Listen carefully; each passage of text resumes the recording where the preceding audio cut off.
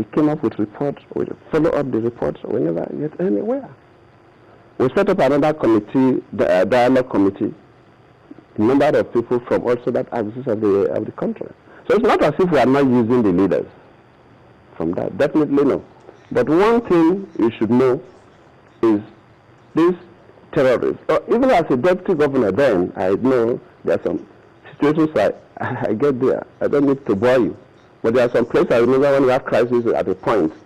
I wanted to go where these boys were. They were with weapons.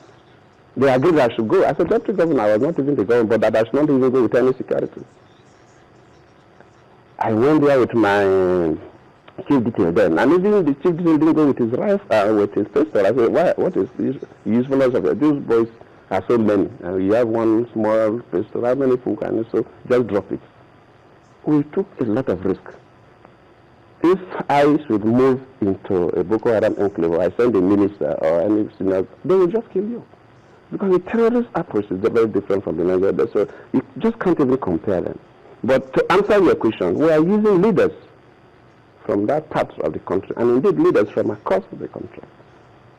Mr. President, yeah. There is this report, we don't know how far it is true, that strange helicopters drop weapons, food, Sambisa, and one other bush in Adamawa. Can you confirm this? Even the day we had a meeting with the governors, the Extended Security Council meeting, we invited all the governors.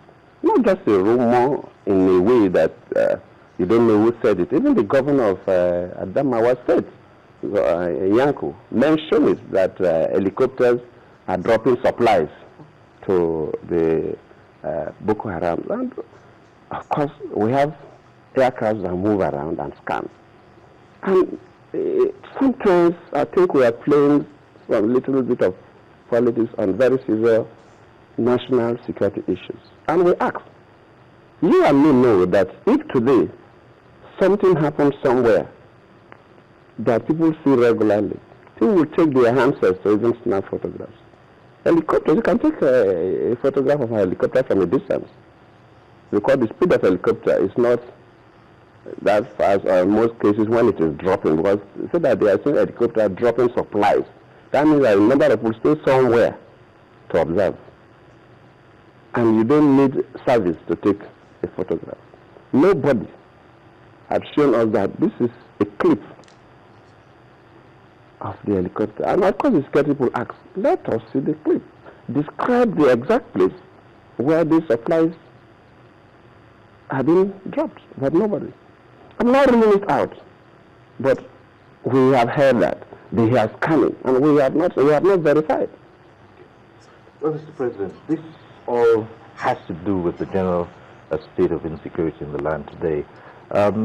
You've had Nigerians say it doesn't seem at this point that we're really taking the fight to the terrorists in their enclave, that they are taking the fight to the government, particularly with the recent attacks in Abuja. We've heard the President of the Senate himself say perhaps it's time to declare something tougher by way of a war. And it's not just in the northeast. You do have in the middle of Nigeria problems of insecurity as well, down Benue, and even as close here as Nasarawa. And people are asking, as Commander-in-Chief of the Armed Forces, are the armed forces of Nigeria capable to put down this insurgency? Yeah, our security personnel, both the armed forces, that is Army, Air Force, and to some extent Navy, if coastal issues are involved, the police, the SSS, and other agencies like the civil defense and others, they are capable. Yes, we need to recruit more. There's a memo I just tweeted last night about the request to recruit more soldiers and train them properly. In terms of increasing the number and the capacity of the armed forces, I mean, everybody knows that you have to increase capacity of the armed forces in terms of number and equipment. Unfortunately, this country, for quite some time, we've not been equipping our armed forces that much because we never had challenges until these issues of Boko Haram came. So what we are trying to do within a period is what we would have done in the past 20 years or so. and we're doing just that. But you see, when things happen, when you wake up and hear that there was a bomb blast somewhere and people died, as a Nigerian, you are tempted to say certain things.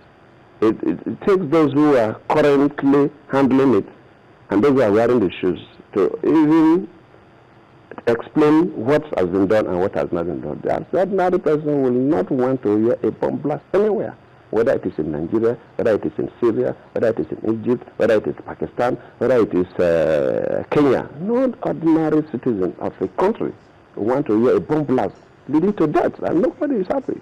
Even if I'm in the church, I monitor what happens in the country. Now it has even gone down a little. Before this time, those who attend service with me in State House, if they've been looking at my face, they will say, after some time, you see my face will change. In those bad days, you'll be in service and we are in Borno, Yobe, Adamawa, somewhere Gombe.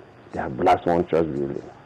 I mean, my information will get to me and my face will change, my expressions will change almost immediately. So, but now it has really improved. A number of people don't know because it has happened. There are 2 blasts in Abuja recently, the Yanya case. So people have forgotten that Abuja was the first target. The first was the UN building, followed by our police headquarters. I was blasted. In fact, the first was the main market or something. I think that one came before the UN building, I think so. But after this, we've been able to suppress it reasonably well. Niger State, just almost in Abuja here, the Catholic Church was bombed. That led to the first declaration of state of emergency in some local governments that didn't cover the whole state. Within that period, every Sunday they were bombing one church or the other. And I told people that, look, people who are bombing the churches, the target is not even because they want to kill Christians. I say, yes, they may have, since they have some religious sentiments, they may have that kind of hatred for Christians or whatever. But the key thing is to set Christians and Muslims to start war. That's what they want. And that if they start bombing churches and there is no war, they will soon bomb, they will also go and bomb the mosque. After some time, they started bombing even mosques. You know, they also bomb churches, they bomb mosques. But you see, the frequency, even in the area of Borno, Yobe, and Adamawa, has dropped. In fact, the second phase, we are even thinking about adjusting the security situations in Adamawa because it has improved significantly compared to what it was before. So if somebody say that things are getting worse, no, yes, we had 2 explosions in Abuja, Yanya and Yanya again after some few days, which rattled all of us. But that does not mean that things are worsening. If you look at Nasarawa, Benue, Plateau, for some, almost like, let me say, these are talking about May, but early April into March, it was almost get to a kind of a crescendo. The army have to move in. The Air Force have to move in. And for now, at least there is a no doubt. I said it from the beginning. The whole world is facing a kind of a security environment that we never noticed it in the past years. Nigeria, we are facing that, and the reasons are very obvious. Because when we talk about the black race, Nigeria is the center, because we have the highest concentration of the black race in Africa. If you talk about economy, Nigeria is the center, because even though technologically we are not that advanced, but in terms of the economy, because of the sheer population and other factors, we have the largest economy based on the region on the continent. So any group of people who are anti-progress will look, if you want to attack the black man, you have to come to Nigeria and attack. So we are receiving unfair share of this global terror.